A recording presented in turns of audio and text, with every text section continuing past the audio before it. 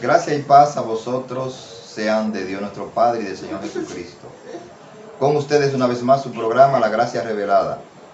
Para nosotros es de inmensa satisfacción y alegría poder dirigirnos a ustedes con la palabra del Señor, con el único propósito de que nuestras vidas sean edificadas y podamos tener la paz sobrenatural que nos brinda el conocimiento de Dios y de la comunión con Él, a pesar de tantos sinsabores y de los problemas y las dificultades que tenemos que enfrentar en este mundo, porque no estamos promoviendo un paraíso aquí en la tierra, estamos viendo la palabra del Señor, donde nos enseña que Dios, Jesús, está reinando por encima de todo lo que nos sucede.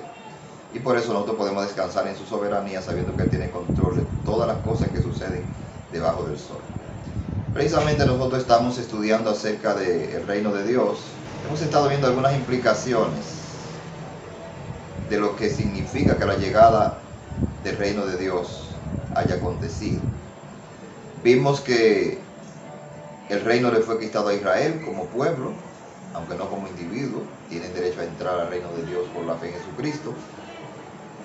Vimos que los poderes espirituales que estaban bajo el príncipe de este mundo perdieron su dominio. Y estuvimos también viendo que con la llegada del reino de Dios, pues llegaría el juicio. El juicio a Israel por rechazar y violar el pacto, y el juicio a las naciones por rechazar el evangelio. Y entonces dar inicio a la era eterna de la gracia, donde todos podemos entrar al reino por la fe en Jesucristo. Vamos a ver cómo Jesús habló de esa venida de su reino ante el concilio, ante el Sanedrín cuando lo llevaron. San Mateo capítulo 22, desde el versículo 62 hasta el 65. Y levantándose el sumo sacerdote le dijo: ¿no respondes nada que testifican esto contra ti?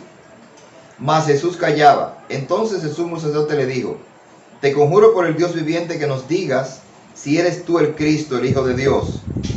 Jesús les dijo: tú lo has dicho. Además os digo que desde ahora veréis al Hijo del Hombre sentado a la diestra del poder de Dios y viniendo en las nubes del cielo. Entonces el sumo sacerdote rasgó sus vestiduras, diciendo: ha blasfemado. ¿Qué necesidad tenemos de testigo? He aquí, ahora mismo habéis oído su blasfemia. Cuando Jesús fue llevado ante el Sanedrín, se levantaron unos testigos falsos, acusándolo de que él había dicho que podía destruir el templo y que en 3 días lo iba a levantar. Pero esa acusación no era suficiente para ellos condenarlos a muerte. Tenían que tener una declaración de que él se había proclamado rey. Así podían acusarlo ante las autoridades romanas de que estaba llevando al pueblo a una insurrección, es decir, que estaba en contra del emperador. Por eso es que el sumo sacerdote Caifás le dijo: dime si tú eres el rey. Jesús le dijo: tú lo has dicho. Pero te digo que desde ahora ustedes verán al Hijo del Hombre sentado a la diestra del poder de Dios y viniendo sobre las nubes del cielo. Inmediatamente el sumo sacerdote rasgó sus vestiduras en señal de un descontento, y Jesús fue acusado de blasfemia. ¿Por qué el sumo sacerdote rasgó sus vestiduras diciendo que Jesús había blasfemado?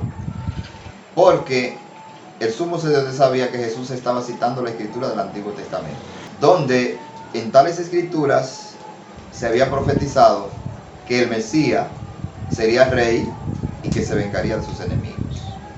Él estaba citando particularmente 2 textos del Antiguo Testamento que vamos a ver. El primero que vamos a ver se encuentra en el libro de los Salmos, en el capítulo 110, donde se habla de Jesucristo sentado a la diestra de Dios. En el Salmo 110, a partir del versículo 1 nos dice: dijo Jehová mi Señor, siéntate a mi diestra hasta que ponga a tus enemigos por estrado de tus pies. Jehová enviará desde Sión la vara de su poder, domina en medio de tus enemigos. Tu pueblo se te ofrecerá voluntariamente en el día de tu poder. Juró Jehová y no se arrepentirá. Tú eres sacerdote para siempre según el orden de Melquisedec. El Señor está a tu diestra, que levantará a los reyes en el día de su ira. Bueno, este salmo si no es el más citado en el Nuevo Testamento, es uno de los más citados. Se cita varias veces en el Nuevo Testamento para probar que Jesucristo cumplió la profecía dicha por David. Entonces aquí nos está diciendo que Jehová le prometió a Cristo sentarlo como rey a su derecha. Pero no es una posición geográfica. Lo que él está ofreciendo es una posición de autoridad conjuntamente con el Padre. Porque luego en el versículo más abajo dice, en el versículo 5, el Señor está a tu diestra y quebrantará naciones. Es decir, Jehová está a la diestra de Cristo y Cristo está a la diestra de Jehová. Esto no puede ser tomado literal, sino una posición de autoridad. Cuando dice que el Señor está a tu diestra, que Jehová está a tu diestra, lo que está diciendo es que Él te protege y que Él se encarga de poner a tus enemigos debajo de tus pies. Entonces este salmo está hablando de la exaltación del Mesías para juzgar y dominar a sus enemigos. Por eso es que Caifás rasgó sus vestiduras y dijo, bueno, él está diciendo que Él es el exaltado, que Él va a ser exaltado, que Él va a ser el Mesías, que Él es el Rey, y que entonces nosotros que somos sus enemigos vamos a ser juzgados por Él. Porque este salmo habla de Jehová el Padre exaltando a su Hijo para que su Hijo entonces juzgue y quebrante a sus enemigos debajo de sus pies. La otra escritura que vamos a ver es en el libro de Daniel capítulo 7, donde Jesús también citó esta profecía de Daniel, donde se habla de Jesucristo viniendo en las nubes, que quiere decir ser entronado y tener autoridad en el cielo. Daniel capítulo 7, versículos 13 y 14.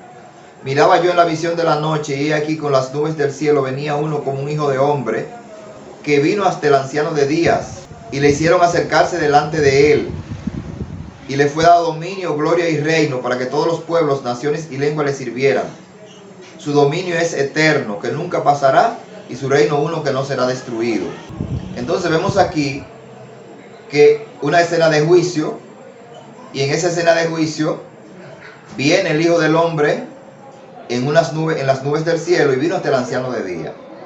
Nótese que no está hablando de una venida literal, física, material, sino de una venida espiritual hasta la presencia del Padre para recibir dominio y gloria y reino. Y es lo que Jesús le está citando al concilio, le está citando aquí a Caifás, y por eso Caifás entendió con toda claridad que Jesús estaba diciendo que era rey, que lo iba a juzgar. Ese texto es citado también en el Nuevo Testamento muchas veces. Cuando hacemos un estudio exegético en el Antiguo Testamento, nos vamos a dar cuenta de que cuando la Biblia habla de venir en las nubes, de Jehová viniendo en las nubes, quiere decir ejecutar juicio, derrotar a sus enemigos y liberar a su pueblo. Tenemos un ejemplo de eso en Isaías capítulo 19, versículos 1 y 2, donde dice que Jehová monta en una nube y entra en Egipto, y que tiemblan los ídolos de Egipto. Y hay varios textos que en un estudio posterior nosotros vamos a ver cómo venir en las nubes no significa que todo el mundo lo verá físicamente, sino que ejecutaría juicio, que es el rey que ejecuta juicio sobre sus enemigos. Entonces eso fue lo que Caifás entendió, y por eso él rasgó sus vestiduras. Caifás y el Sanedrín no entendieron como el mundo cristiano, la tradición religiosa entiende hoy, de que cuando Cristo habla de venir en las nubes, significa que viene físicamente y que todo el mundo lo ve, y que su iglesia es levantada físicamente a recibirlo en los aires, y que entonces luego este mundo es destruido. No, en el lenguaje de las Escrituras, en el contexto histórico, en el contexto gramatical y en el contexto cultural, se entiende con toda claridad que venir en las nubes era ejecutar juicio. Ahora vamos a ver algunos versículos en el Nuevo Testamento donde se nos dice con toda claridad que Cristo fue exaltado a la diestra de Dios. Que esa palabra de Mateo capítulo 26, versículo 62 al 65 se cumplieron. Por ejemplo, cuando vamos al libro de los Hechos, en el capítulo 2, el apóstol Pedro, en el día del Pentecostés, le dice a los allí reunidos que el derramamiento del Espíritu Santo era la señal de que Cristo había sido entronado en el cielo como Rey a la diestra del Padre. Capítulo 2 del libro de los Hechos, versículo 32 en adelante nos dice: a este Jesús resucitó Dios, de lo cual todos nosotros somos testigos.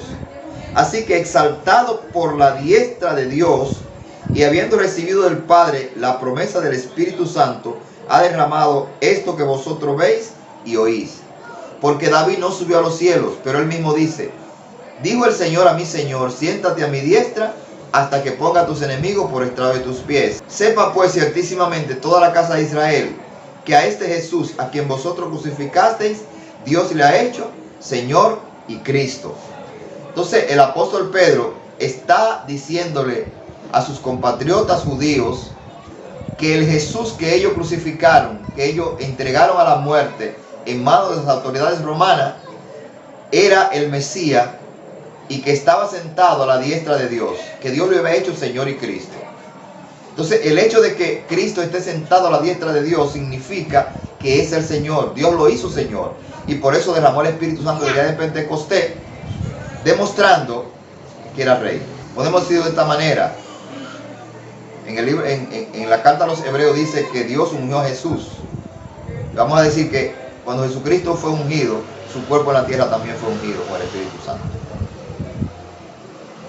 Pero Esteban también lo vio a la derecha del Padre. En el capítulo 7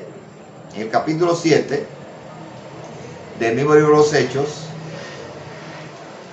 de los Apóstoles, capítulo 7, versículo 55 al 57. Pero Esteban, lleno del Espíritu Santo, puesto los ojos en el cielo, vio la gloria de Dios y a Jesús que estaba a la diestra de Dios.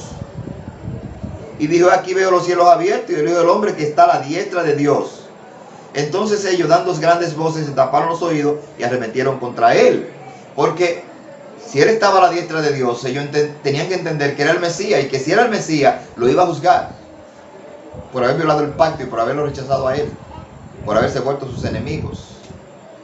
Pero también en la carta que el apóstol Pablo escribió a los romanos, en el capítulo 8, en el versículo 34, nos dice que Jesús está a la diestra de Dios.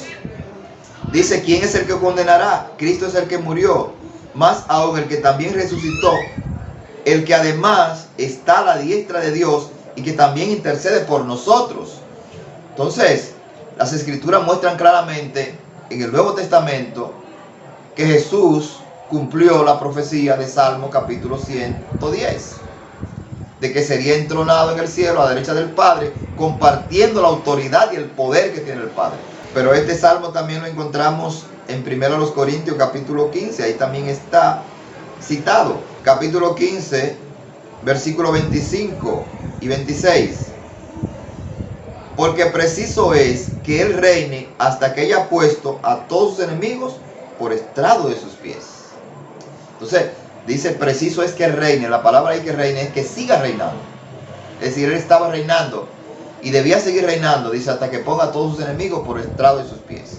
Pero veamos también Efesios capítulo 1, donde también se cita el Salmo 110. Efesios capítulo 1, versículo 20. Dice: la cual operó en Cristo, resucitándolo de los muertos y sentándole a la diestra en los lugares celestiales. Ahí también está. Pero también nosotros lo encontramos en Hebreos. En Hebreos también nos dice, Hebreos capítulo 1, versículo 3: el cual, siendo el resplandor de su gloria, la imagen misma de su sustancia, y quien sustenta todas las cosas con la palabra de su poder, habiendo efectuado la purificación de nuestros pecados por medio de sí mismo, se sentó a la diestra de la majestad en los cielos. Pero en el capítulo 10 de Hebreos también vuelve y lo dice.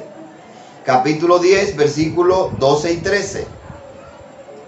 Pero Cristo, habiendo ofrecido una vez para siempre un solo sacrificio por los pecados, se ha sentado a la diestra de Dios. De ahí en adelante, esperando hasta que todos sus enemigos sean puestos por estrado de sus pies.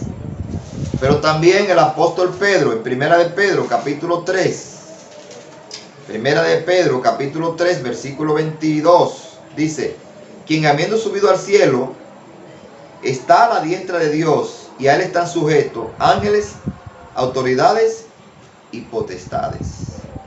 Así que vemos que esos pasajes nos muestran con toda claridad que Jesucristo, cuando ascendió a los cielos, como dice Apocalipsis capítulo 12, versículos 5 y 6, que la mujer dio a un hijo varón que fue arrebatado para Dios y para su trono, y que cuando fue arrebatado para Dios y para su trono, entonces el acusador fue lanzado fuera. Entonces, tenemos que entender que cuando Jesús citó ante el concilio el Salmo 110 y Daniel capítulo 7, versículos 13 y 14, le dijo también a los allí presentes que lo verían viniendo en las nubes del cielo. De ahí nosotros podemos aprender que no se trata de que lo verían físicamente. No se trata de que lo verían físicamente, porque Caifás y el conjunto de sacerdotes que habían allí juzgándolo no podían ver a Jesús a la diestra de Dios. A la diestra de Dios solamente se registra en el Nuevo Testamento que lo vio Juan en el libro de Apocalipsis y que lo vio Esteban. Es decir, ellos tuvieron ese privilegio, esa oportunidad. Luego el apóstol Pablo, Pedro y los demás escritores y los cristianos del Nuevo Testamento sabían que él estaba a la diestra de Dios porque entendieron y creyeron que era el Mesías, y creyeron que la profecía del Salmo 110 se había cumplido en él porque era el Mesías, y eso era para que se cumpliera con el Mesías. Entonces, si los cristianos solamente fueron los que tuvieron ese entendimiento, los que tuvieron la oportunidad de verlo sentado a la diestra del poder de Dios, los del Sanedrín que no creyeron en él simplemente lo iban a ver en el entendimiento de que él lo juzgaría. Es decir, cuando Jerusalén fuera castigada, destruida por los ejércitos romanos que fueron enviados por Dios, así lo dice en Apocalipsis 17, entonces ellos iban a entender, o debían entender, que era el Mesías y que como tal había cumplido el Salmo 110. Entonces, si Caifás y el Sanedrín no iba a ver a Cristo sentado a la diestra de Dios, literalmente ellos con los ojos espirituales, con una visión sobrenatural como la tuvo Esteban, pues tampoco lo iban a ver físicamente viniendo de las nubes del cielo. Si solamente se vería Jesús sentado a la diestra de Dios, solamente se vería por medio del juicio que ejecutaría sobre sus enemigos, como dice en el Salmo 110. Entonces, también la venida de Cristo en las nubes se vería en el entendimiento de que juzgaría a sus enemigos. Cuando los juzgaría, los castigaría, entonces se iban a dar cuenta que había venido de las nubes del cielo. Ahora, si nosotros vemos que esta profecía de Salmo 110 se cumplió en el Nuevo Testamento, los escritores del Nuevo Testamento así lo confirman. Si vamos a ser consecuentes con un estudio serio de las Escrituras, ¿cómo es que Jesús ascendió a los cielos, se sentó a la diestra del poder, a la diestra de Dios, como él mismo lo dijo aquí en Mateo 26, y entonces la otra parte no se ha cumplido? ¿Cómo es que han pasado 2000 años de que Cristo se sentó a la diestra del poder de Dios y aún no ha regresado en las nubes del cielo como la mayoría de la tradición cristiana religiosa lo está esperando? Cuando él mismo dijo, ustedes me verán, es decir, le estoy profetizando para esta generación, como también lo dijo en Mateo capítulo 24, versículo 34, no pasará esta generación sin que todas estas cosas se cumplan. Y como dijo en Mateo 16, 27 y 28, les aseguro que hay algunos de los que están aquí que no morirán, no gustarán la muerte sin que hayan visto al Hijo del Hombre viniendo en su reino. Pero, repito, no lo iban a ver físicamente, sino en su reino para juzgar a sus enemigos. Y como también dijo en Mateo 10, 23, cuando envió a sus discípulos a predicar, le dijo, les aseguro que no acabarán de recorrer todas las ciudades de Israel antes que venga el Hijo del Hombre.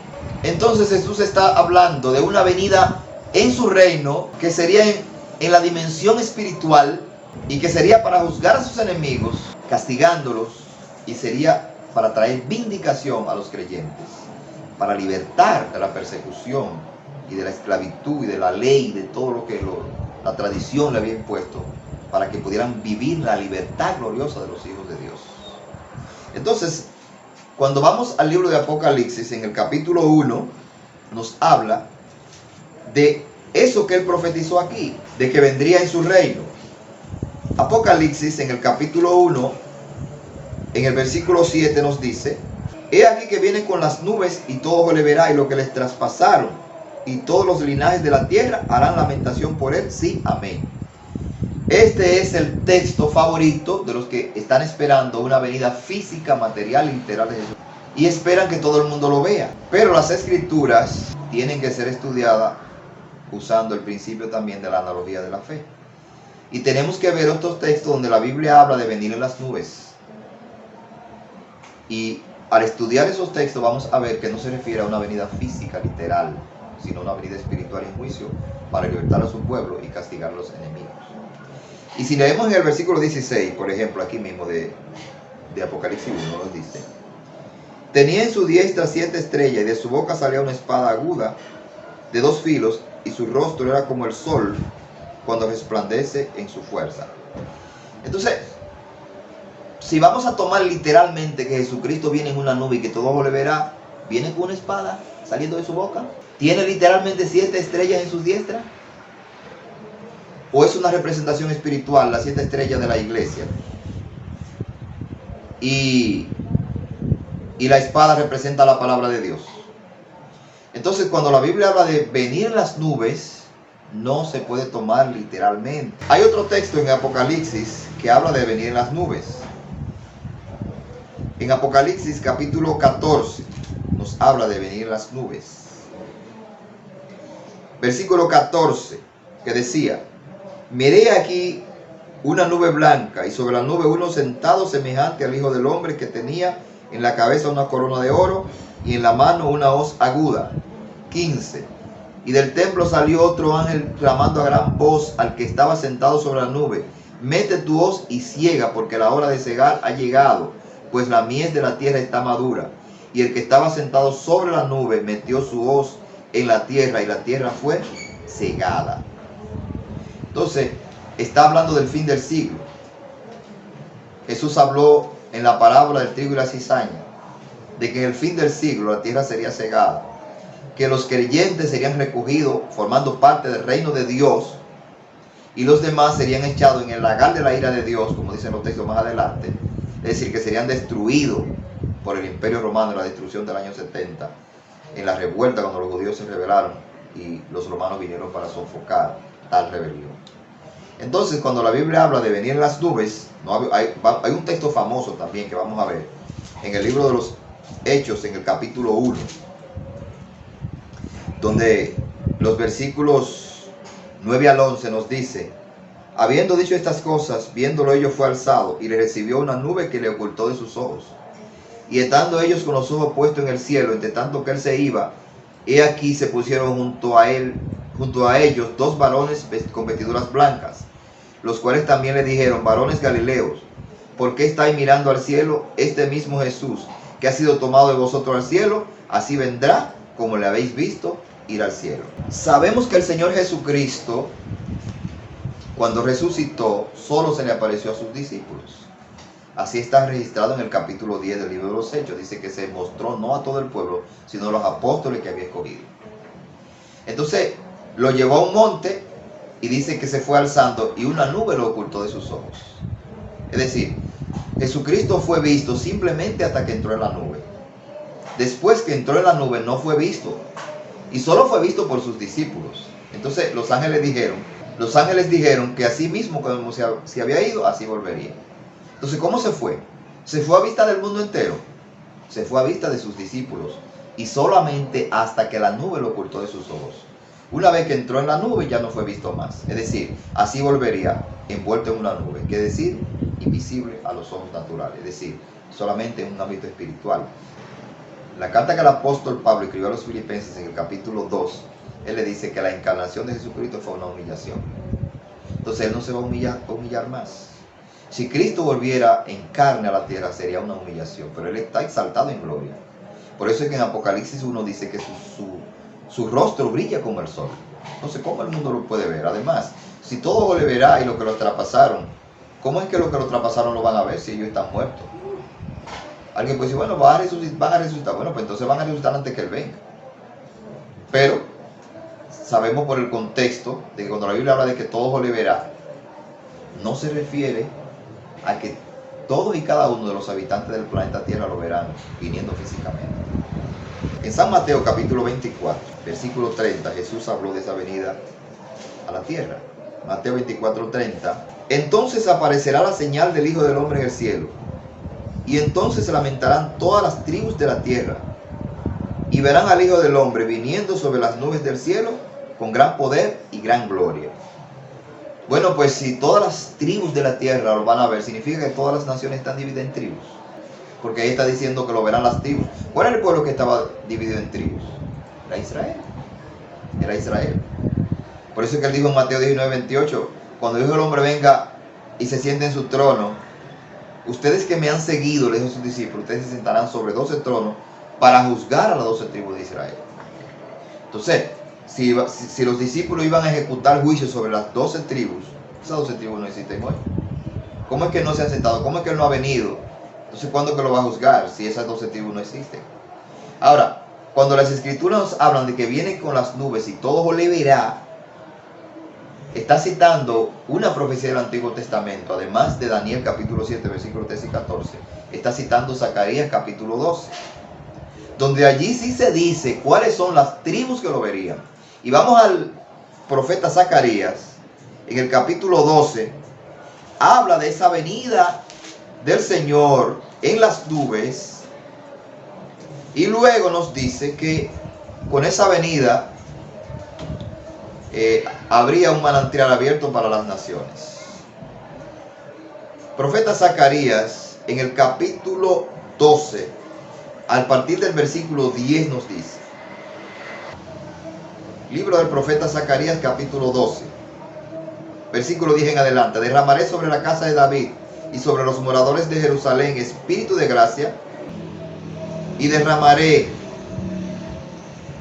sobre la casa de David y sobre los moradores de Jerusalén espíritu de gracia y de oración, y mirarán a mí a quien traspasaron, y llorarán como se llora por unigénito, afligiéndose por él como quien se aflige por el primogénito. En aquel día habrá llanto en Jerusalén, como el llanto de Adradimón en el valle de Megido. Y la tierra lamentará cada linaje aparte, los descendientes de la casa de David por sí, y sus mujeres por sí, los descendientes de la casa de Natán por sí, y sus mujeres por sí, los descendientes de la casa de Leví por sí, sus mujeres por sí, los descendientes de Simei por sí, sus mujeres por sí, y todos los otros linajes, cada uno por sus mujeres y por sí. Entonces aquí vemos que está profetizando que si ellos se lamentarían cuando él viniera y lo mirarán el que traspasaron, como está citando Apocalipsis 1, que dice los que les traspasaron se lamentarán por él. Está citando este texto. Está diciendo aquí que cuando lo miraran traspasado, o sea, cuando miraran al que traspasaron, y ya no estaría traspasado sino en gloria, dice que se lamentarían. Por aquí dice los linajes de Israel, de la casa de David, de la casa de Natán, de la casa de Leví, de la casa de Simei. Entonces, cuando en el Nuevo Testamento los escritores hablan de que Cristo viniendo en las nubes y de que todo le verá, lo que entendían las escrituras hebreas, entenderían que ese todo le verá no es el universo de los seres humanos, no es la totalidad de los seres humanos, sino la nación de Israel, que lo iban a ver y lo iban a ver en juicio, y por eso se iban a lamentar. Entonces, lo sorprendente de esto es que cuando él viene en las nubes y dice que lo ven, aún los que lo traspasaron, y se lamentan, aquí menciona los linajes, las tribus de las que menciona Mateo 24. Pero si seguimos leyendo, que cuando esa venida se da, sigue habiendo oportunidad de salvación. Así que vemos, distinguidos amigos y hermanos, que la venida de Cristo en las nubes y el sentarse a la diestra del Padre quiere decir ser entronado en el cielo y ejecutar juicio sobre sus enemigos. El manantial sigue abierto.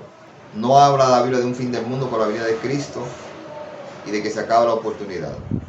Cristo vino en juicio sobre sus enemigos y abrió la puerta de par en par para que todos los que tengan fe, todas las naciones, puedan venir a un encuentro con Él. Es mi deseo y oración que cada uno de nuestros amables oyentes puedan tener un encuentro real con Jesucristo, Rey de Reyes y Señor de Señores, y que sus vidas puedan ser llenas de paz y de felicidad y de bendición. Gracias por sintonizar nuestro programa. Que la gracia y la bendición del Todopoderoso sea con todos vosotros. Amén.